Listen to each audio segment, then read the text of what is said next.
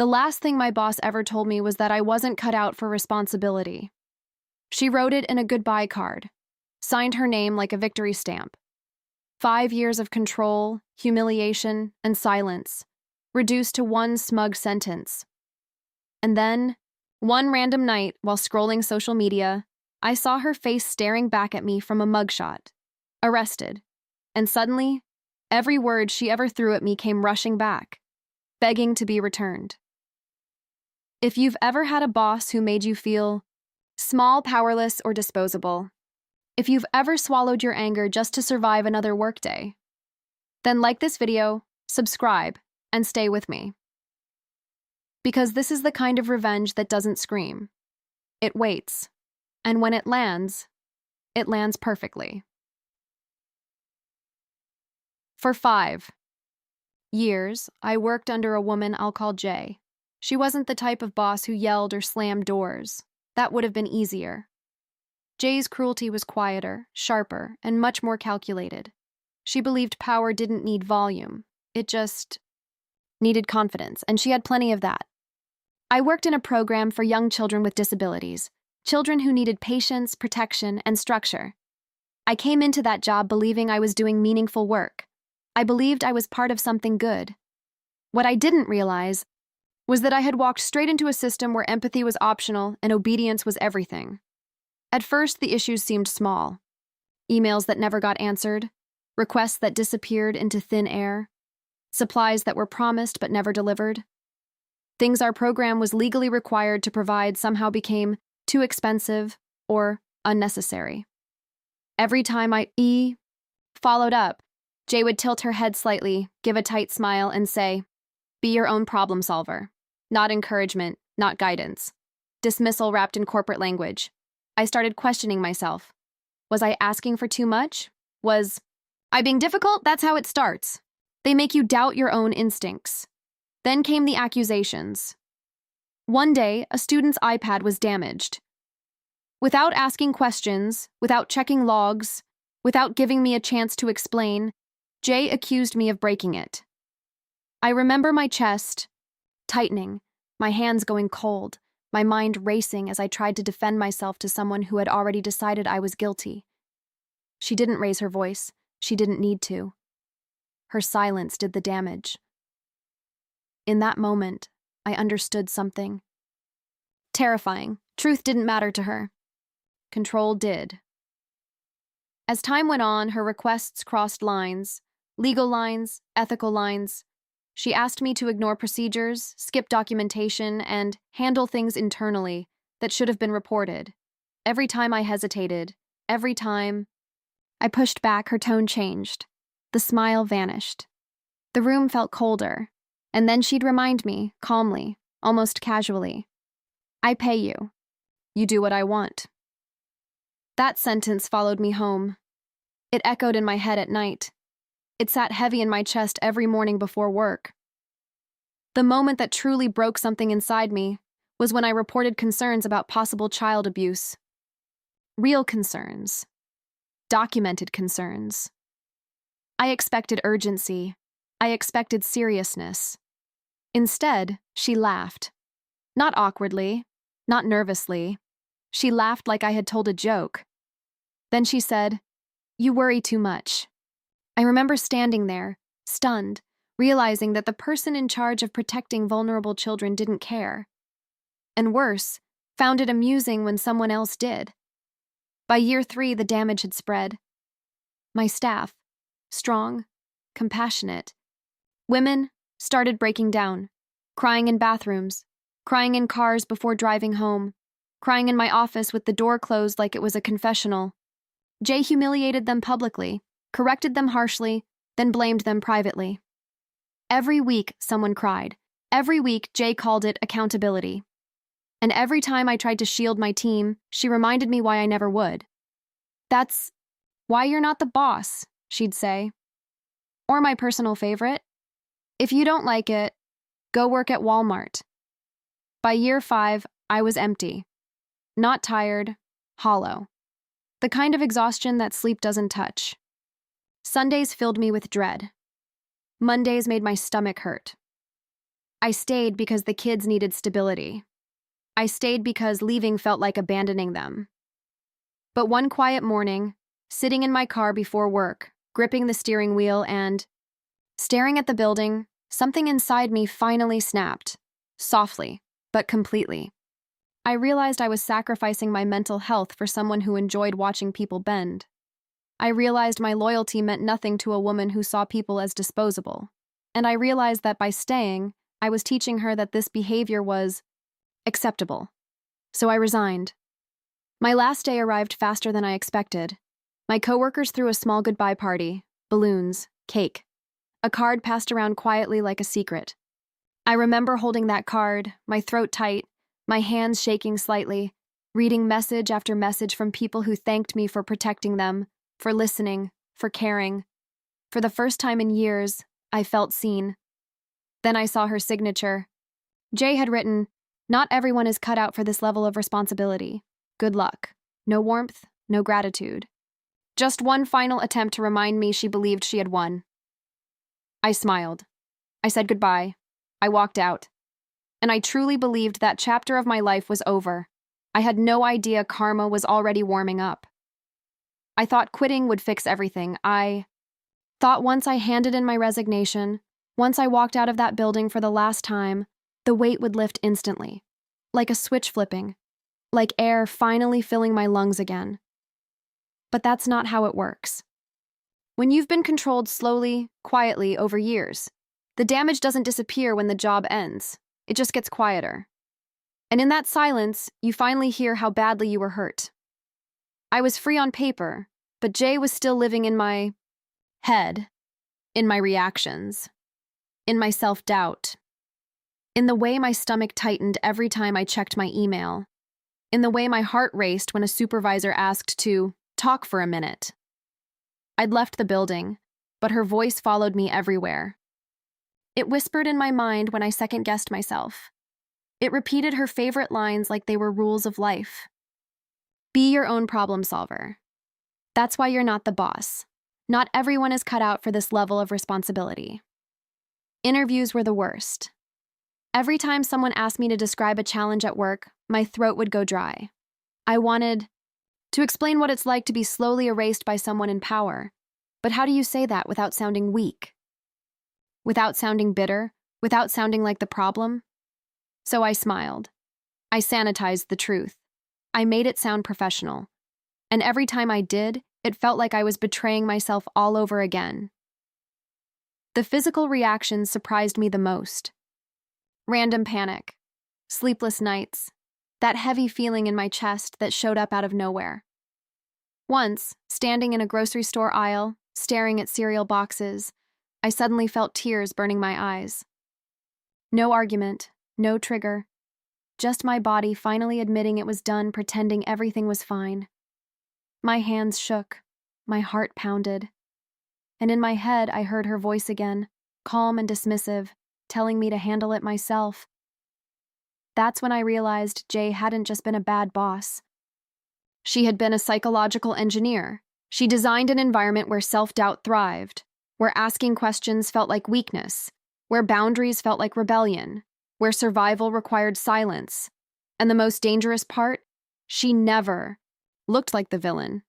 She looked professional, controlled, reasonable. So when people broke down, everyone assumed it was their fault. I kept thinking about my team. The women who cried behind closed doors, the ones who apologized for crying like it was something to be ashamed of, the ones who stayed because they needed the paycheck, because they loved the kids, because they believed it would get better.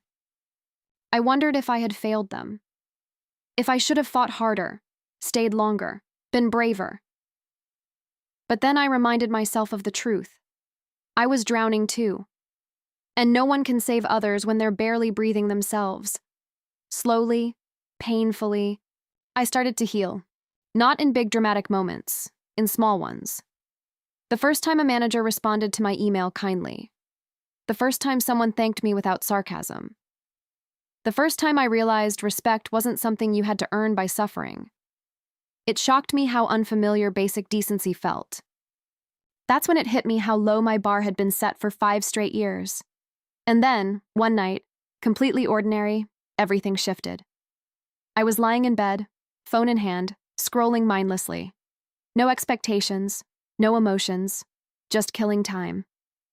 And suddenly there she was, Jay's face. Not in a professional headshot, not behind a desk, but in a mugshot.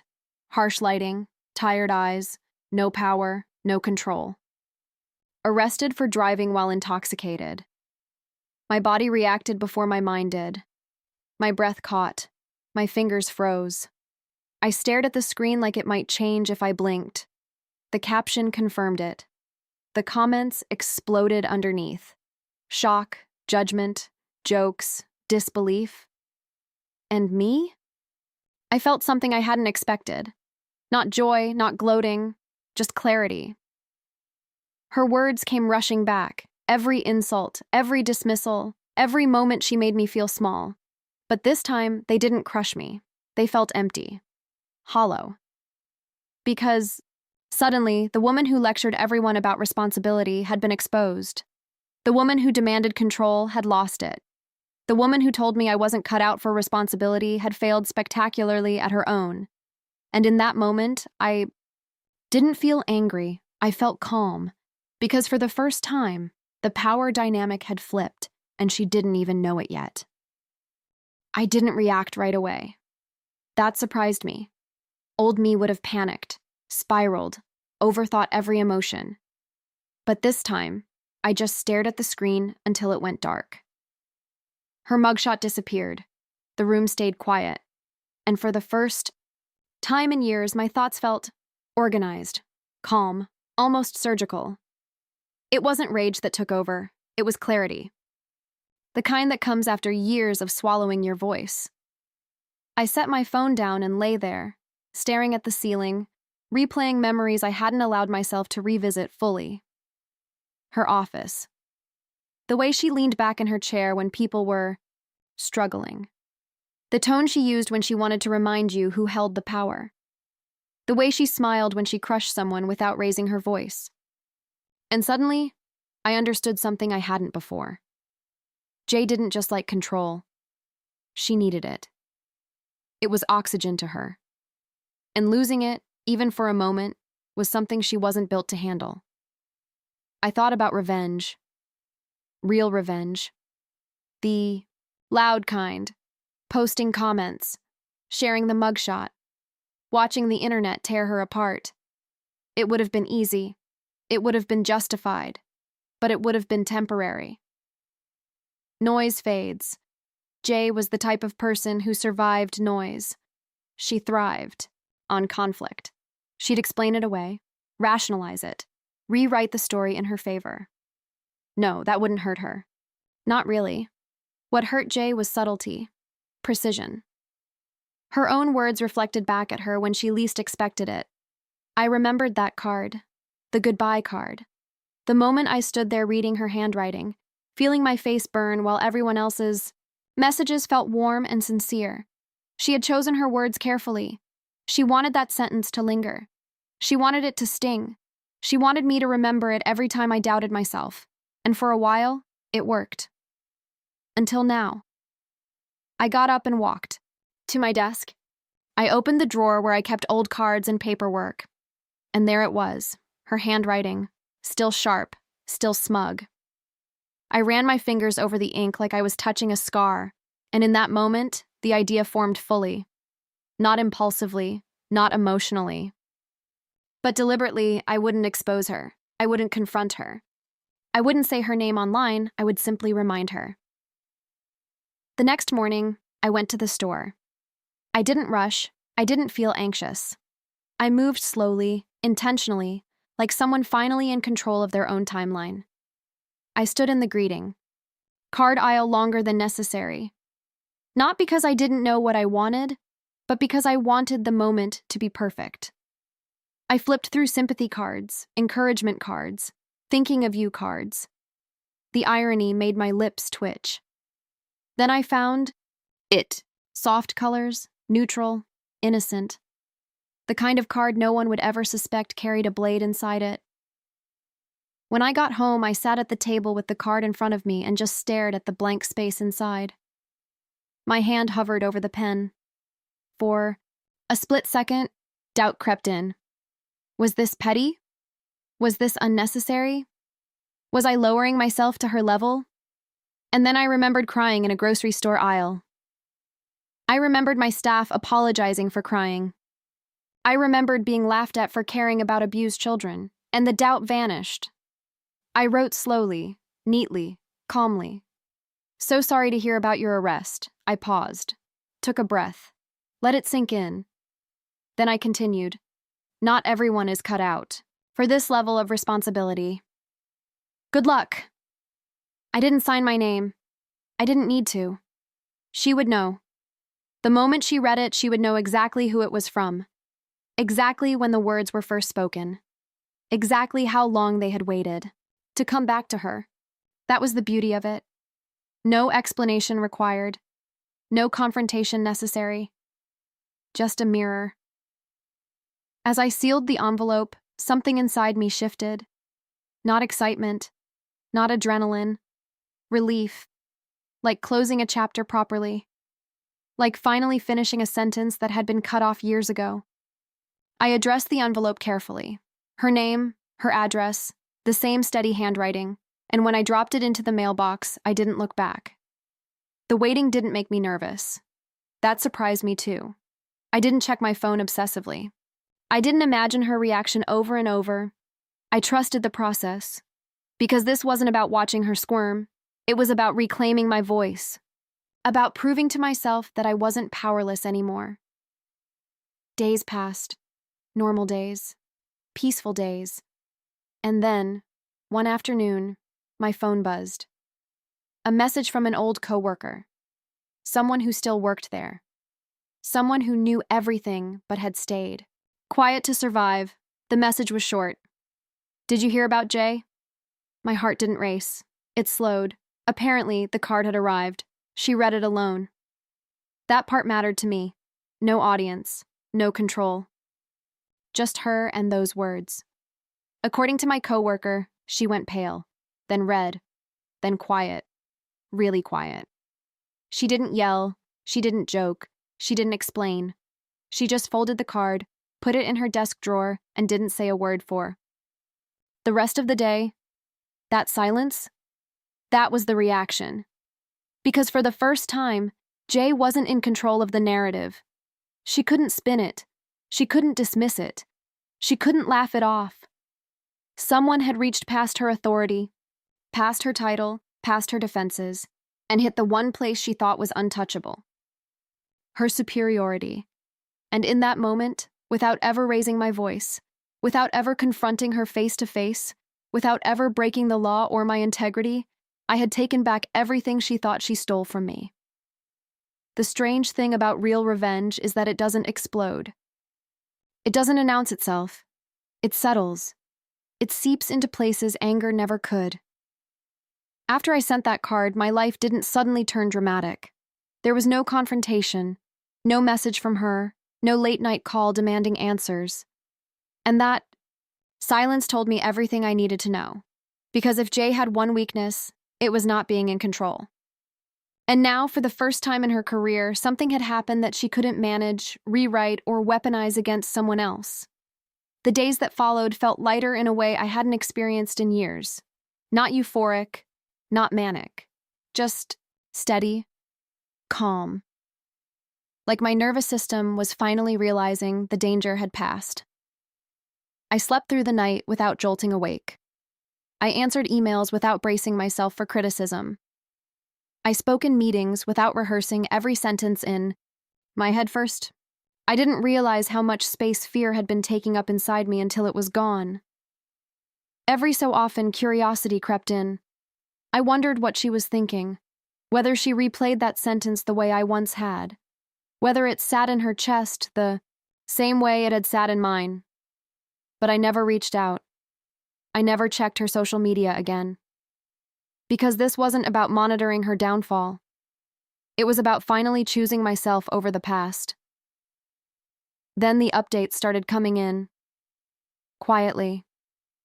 Through other people. Former coworkers who had once whispered in hallways now spoke more freely. Apparently, after the arrest, things at work shifted. Not dramatically, not immediately, but noticeably. Jay became more cautious, less smug, less dismissive. She stopped, making jokes at other people's expense. She stopped leaning back in her chair like she owned the room.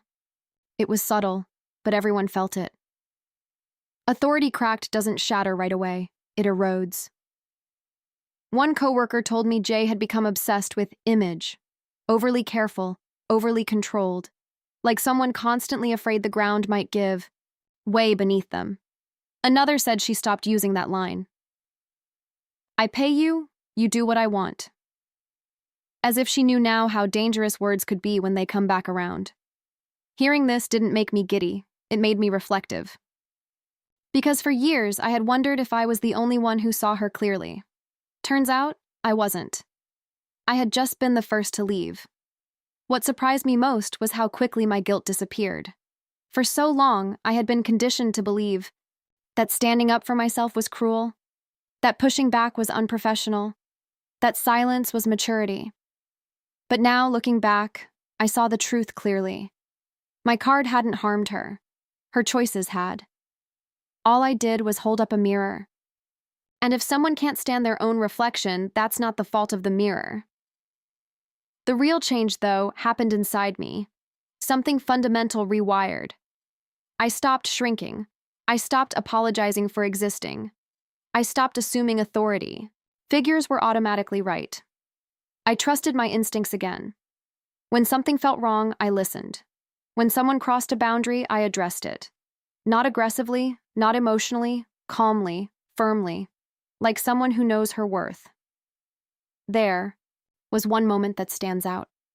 Months later, in a new job, a supervisor questioned a decision I made. Old me would have panicked, over-explained, backed down immediately. Instead, I took a breath and said, I'm confident in this choice, but I'm open to discussing it.